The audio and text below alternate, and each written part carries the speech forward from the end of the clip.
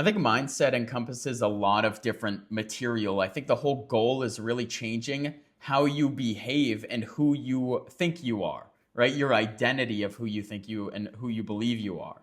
And so I think that a lot of people skew mindset and identity into multiple different directions. But in this video, I really want to break it down into a sort of molecular understanding where we can identify that your identity sits like the goal in your dream life, the person that you truly desire to be. It's the actions are downstream from the identity of you becoming that person and aligning yourself with the person who is capable of making the millions or having the family or experiencing the life that you really want. And I think that the first visit on your journey to 50K or 100K per month is your mindset. And I kind of like, it's funny because I kind of hate the words like, oh, mindset. Like, what does that mean? And there really is so many different aspects to mindset material. And like I mentioned, you can go so many different directions with it. But the goal is really changing your behavior and the identity of how you behave, right? Because your behavior changes based on who you believe you are.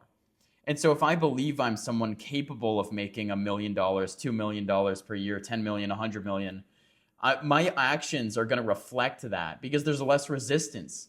It's like I'm just performing the actions that I believe who I am would do, right? And so a lot of people skew it and they think that they do the actions and then as a result or symptom of them doing the actions, they become the person, right? They have the identity because they did the action, but it's actually reverse. You identify as the person capable of achieving the goal, and then downstream of that is the actions, right? Because there's no resistance.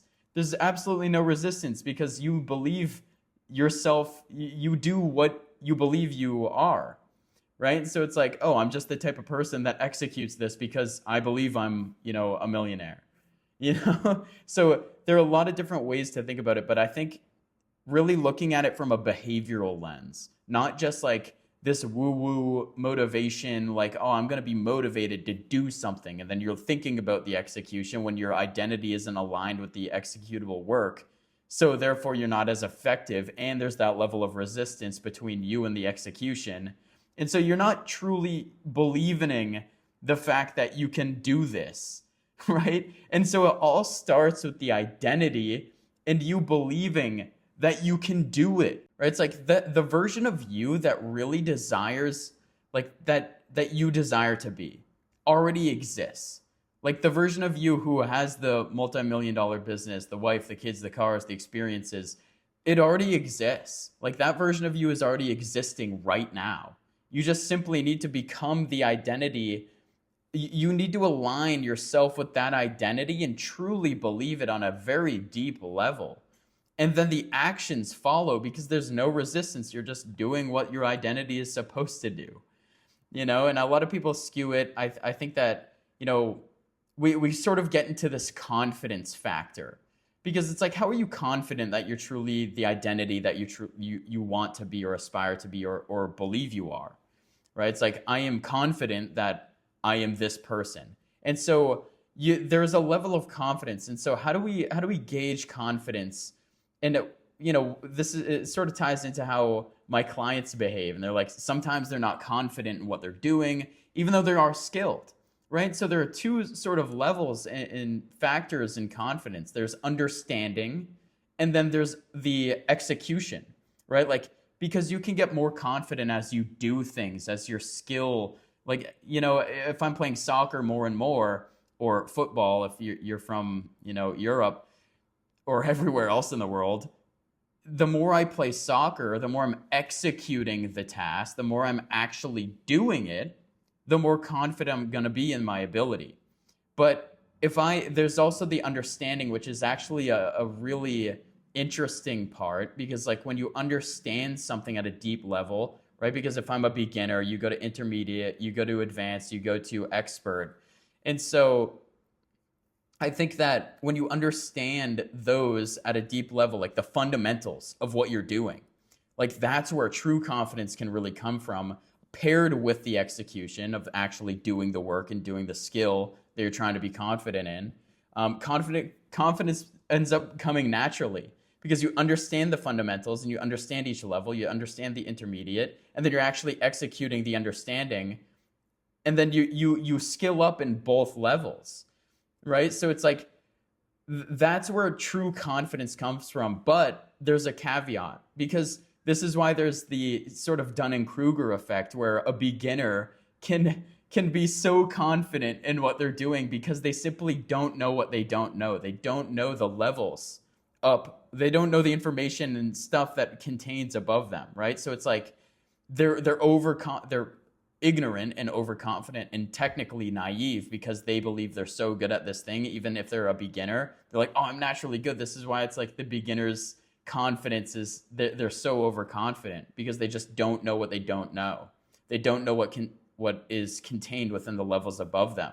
So therefore they think they're great, right? Even if the signals of them executing and understanding are so low, because they simply just don't know the information. And so it sort of ties into like the Carl Jung's sort of shadow self too. Sort of like going back to the identity, right? Because like when you're trying to become the person that is doing this with the confidence that we mentioned, all of that stuff, like your old self is going to try to pull you back down. It's like elasticity within economics, or like price elasticity. As something deviates from the mean, the further it gets, the harder it sort of comes back to the mean, right? And so that's sort of how the shadow self works. It's like the more you accelerate your identity into the direction that you truly want to be in, if that resistance is so much further in your previous identity, the shadow self, the old version of you with the old habits, with the old friends, the old environment that has influenced that shadow self to be so strong, because the more anchors you have to the shadow self, the stronger it's going to be. And so, the harder it's going to be to move towards your new identity. And so like the further you get away from that, the sharper and the faster you're going to capitulate back down. And so I think the key here is to really just identify that your old self, there are things you have to like let go of, right? And this sort of ties into like the unlearning and redefining your belief system, because your ideologies and the way you think right now and what you believe to be true is just a culmination of information and experiences throughout your entire life that have shaped you to believe what to be true. And so like the way you're thinking about money, or maybe you're scared of debt, or maybe you're afraid of, using credit cards, or maybe you think that owning a house, you should own your primary house because like that's what you're told to do when you're young, right? And go get the job, go into debt. And so like all of these pre things, these anchors within your mindset are keeping you, in terms of the shadow self, they're keeping you down, they're keeping you low. And so as you align your confidence with the identity and the understanding of what the direction you want to go into, and so you're taking the action, you're building the confidence, you're building your understanding, you're aligning everything with the identity because you truly believe that you are that person right now. You have the habits. That's how you can bring the baseline of the shadow self up to this level where you're snapbacking on, like when you snap back on the resistance, you're just going back down, right? And so you can keep kind of bringing up the baseline as you fire up your identity towards the level and the area that you truly want to be in. This is like what I believe in. I'm not like a mindset motivational guy. Like I listen to mindset stuff. I listen to some motivation stuff. If I'm ever feeling underconfident, or like maybe not underconfident, but just needing that direction, right? Like sometimes you just go through these phases where you need that motivation of that, the motivational talks from like Tony Robbins or Ed Milet or like David Goggins, right? And sort of going into the work. It's like putting your head down and truly focusing on the things that you want to achieve at. And I'm not that type of guy that like truly believes that. I'm just sharing the things that I truly believe that are the best sort of helpful things to get to 40K per month or 30K per month. Um, because it really starts with that foundational layer. Like the execution, the task, like if you don't truly believe that you're the type of person that can achieve this outcome, then you're just going to stay where you are. Like there's going to be so much resistance on the actions that you take because you don't believe you're the type of person, you're not confident in what you do. And so like you have to move the baseline. It's like you hit 10K a month and then you're like, okay, I'm getting better at this. I'm getting better at this. And then maybe you get mentorship from someone doing 50K per month. They change your mindset completely. And then they show you the actions that they're taking and how everything operates. So you have a light bulb moment. You're like, whoa, this is actually really interesting. You know, I had so many misbeliefs about how I should run my business, how I should create content, how I should do this or that. And so when you have that information, that understanding, and you see the identity, it's so much easier to make the next jump because then the resistance between you and the work is minimal. It's nothing. It's just what you do because you're the type of person that does that. It's like, I'm a millionaire, therefore I have to do all this stuff. And it's easy because that's the way I think about it. And I think the reason a lot of people plateau at their current level is that they know what to do. They just don't do it because they don't believe they are that person yet, right? And they're not consciously thinking about this thing that they're like, oh, I'm not doing this because I'm not this type of person yet, or I don't believe I'm this type of person yet. They're not consciously thinking about that. This is something where you have to gain confidence in both understanding and the execution. And so like a lot of people, like let's just say, for example, you're just starting out with your high ticket offer and you don't yet have case studies, you don't have proof, right? Maybe you solve the problem for yourself. Maybe you are your first case study.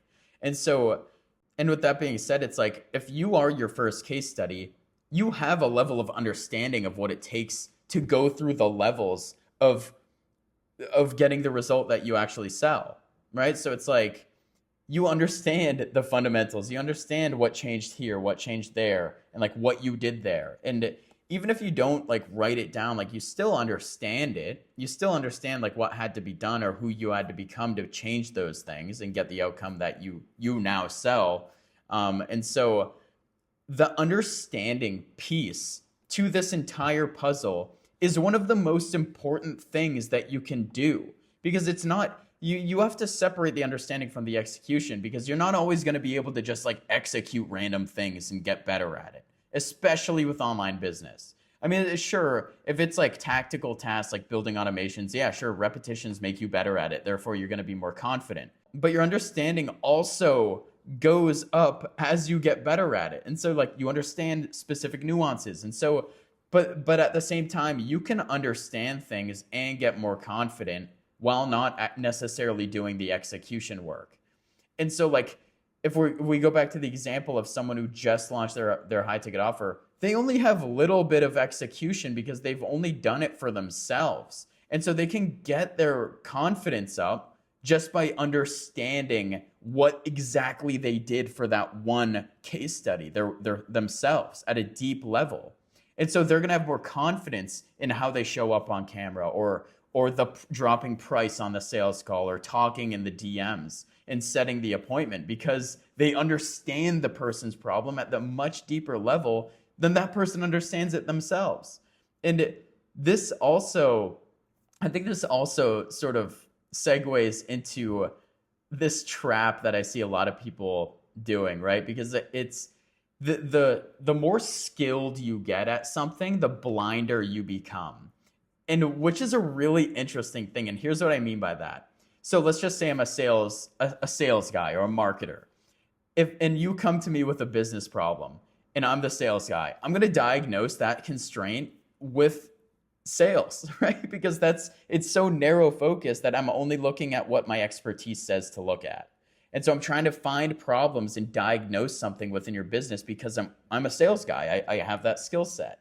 But if I'm a marketer and you come to me with the same problem, you just can't scale, right? You can't grow past 50K per month. You come to a marketer, I'm going to say it's a marketing problem.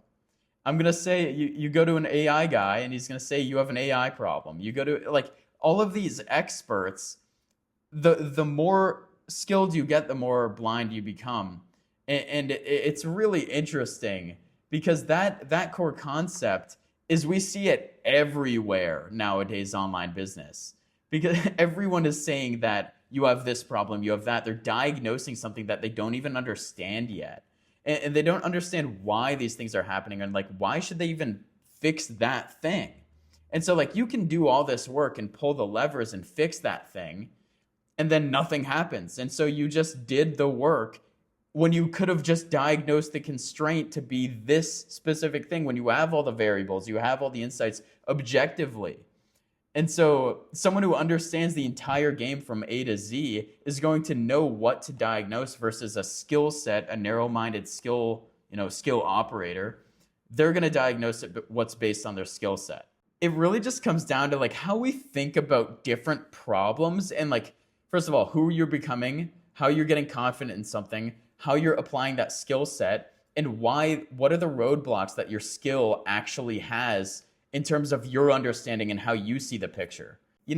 We touched on a lot of different variables here, but I really wanted to set the foundation because like it really all is an identity problem. And then you mix that with confidence in the identity. And like, then you have the actions that are the symptom of you being, sitting downstream of you having the confidence in your identity. And then everything sort of comes together because you know exactly what to focus on. You're confident in what you're doing, who you're becoming. And so like that is the foundation. All of the tactical stuff is built upon this because like the tactics don't matter if you don't believe yourself that you're the type of person that can execute those tactics at a high level and understand the problem and ultimately create the life that you want. So I will see you in the next one.